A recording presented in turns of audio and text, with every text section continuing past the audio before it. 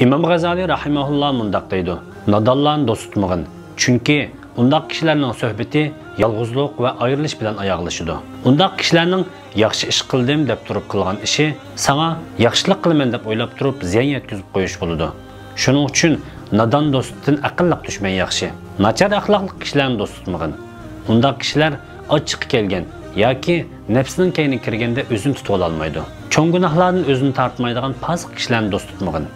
Chunki Allohdan qo'rqqan kishi cho'ng gunohdan o'zini tortadi.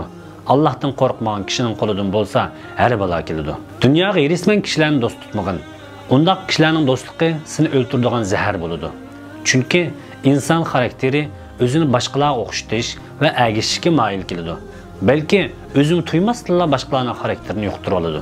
Shuning uchun dunyoga irisman kishilar bilan ham suhbatda bo'lish, sening bu dunyoga bo'lgan irismanligingni orttirsa, zohidlar bilan ham suhbatda bo'lish zohidligingni orttiradi.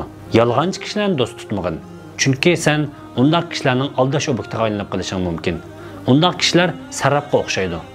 Sendan yiroq turib yaqin turib yiroq ko'rinalaydi.